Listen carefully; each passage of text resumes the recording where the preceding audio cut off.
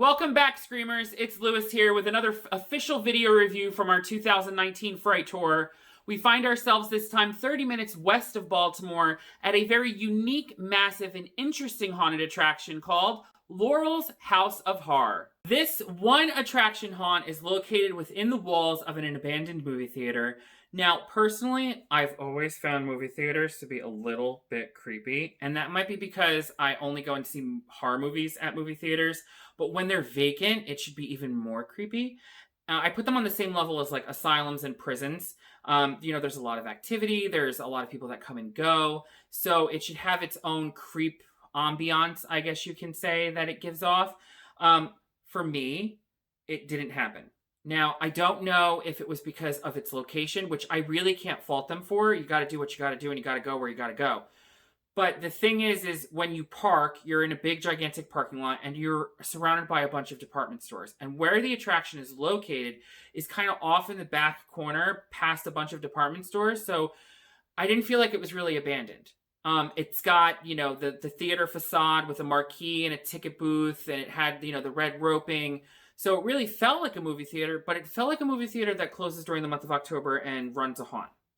I would love that, because that would mean movie theaters would do that and there'd be more haunts around and I could do a lot more. But I began to judge a book by its cover, and yes, Lewis, I know you should not do that. That's wrong. But I made assumptions. I came to my own decision on what I was about to experience. I thought, okay, you're going to walk in and it's going to be a bunch of abandoned movie theater rooms and they're just going to pop out in the darkness. That might be really creepy. That might not be creepy. Who knows? Or it's going to be a bunch of Halloween store bought props propped up on walls. Don't joke, because I've seen it. Or it was going to be in and out real quick. Also seen that. So I began to dissect and let my mind wander with what I was about to experience, and that's totally wrong. So when I finally walked through the front doors of Laurel's House of Horror, I took a deep sigh and I smiled, because the place is refreshing. So you might be sitting there scratching your head wondering why I'm using a word like refreshing to describe a haunt. Trust me, it's not like how you feel after you take a sip of Sprite. I promise. I say refreshing in the sense that it was kind of an eye-opener, because I had judged the book before I actually read it. So when you get in, you're read the rules and regulations of the haunt in the lobby, and then you're led into another room, which is kind of like the concessions, the counter where you get your popcorn, your candy, your drink, which is everything overpriced. So it was kind of cool, because all throughout that area, they had like really old nostalgic movie posters. I loved that. I thought that was like a great, unique touch. But then once you're thrown into the actual haunt, it really doesn't follow a set theme. It's a house of horror. So it's got like a bunch of different horror themes thrown into a blender, and then they're splattered all over the wall. It's got Michael Myers, it had zombies, spiders, clowns, dolls, insane people. It had a little bit for everything, a bit for everything to go, but the attraction itself suffered a little bit from quantity over quality. Now, what I mean by that is that it had a lot to it. It was a very long haunt. From the outside, I had said to myself, okay, this is going to be like a 15-minute walk. I can't really see anything. I don't know how long this is. But once inside, I realized, okay, this is a really decent attraction in length, but I feel like it can kind of be consolidated and grouped together, because there's a lot of dead space. There's a lot of areas that you really don't need in the haunt.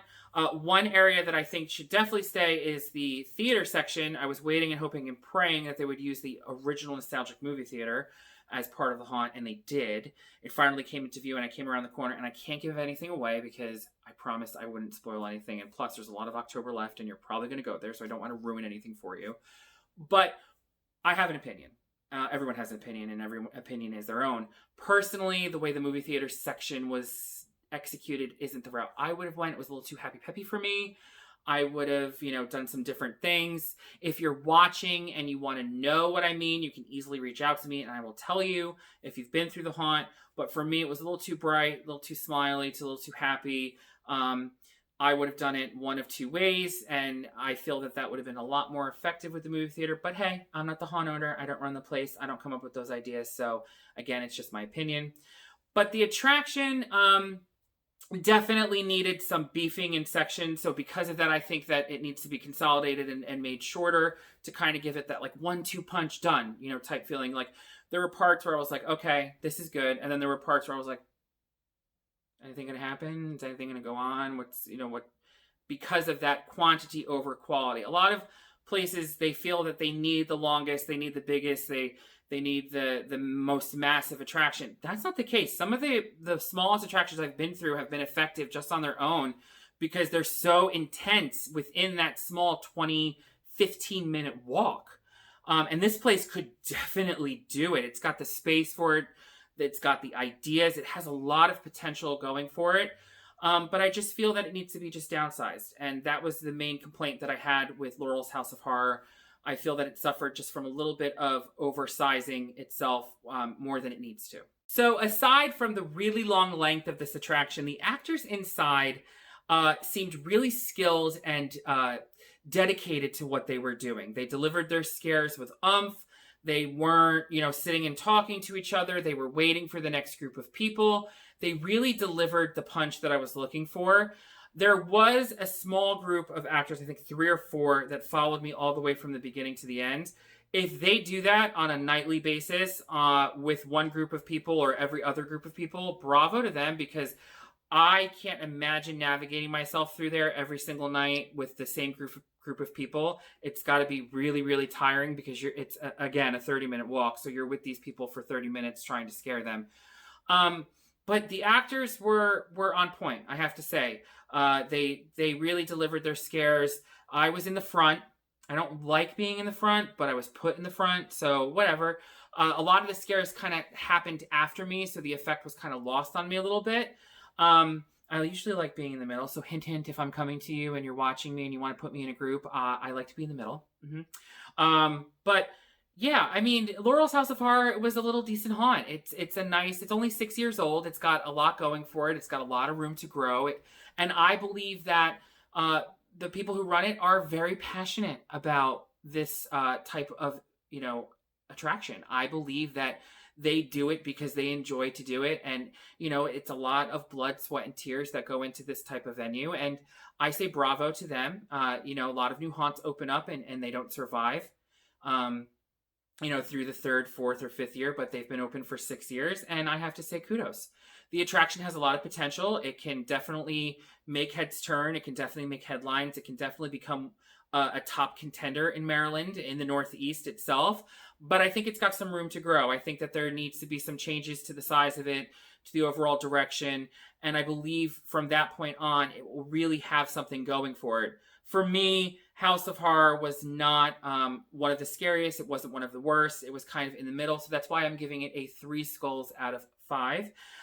But definitely worth a visit if you are a newbie to the haunt world, if things creep you out immensely. Or if you're looking for something to do on a Friday, Saturday, or Sunday night. Get yourself to Laurel's House of Horror. Say hello to everyone for me. Definitely enjoy it because it is something to enjoy. Take in the scenes, take in the feels, the screams, the sounds of the actual movie theater. It is quite a unique experience, something that I've never experienced before, and I have experienced a lot. But it's definitely something to go and visit. Well, my screamers, it is the end of our second review of 2019. We have 8 more spots to go. Yes, we are doing 10 spots for 10 years of Screams. I am so excited for what's to come. Please stay tuned. Ring that bell and subscribe to our YouTube channel so that way you're in the know of when a new video releases so you can find the best Scream for your buck.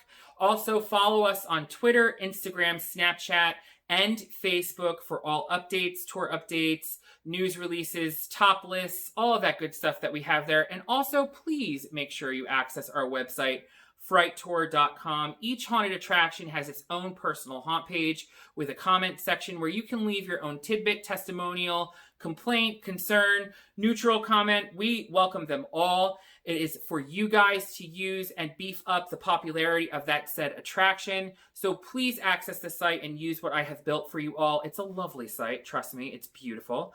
But until next time, guys, happy screaming.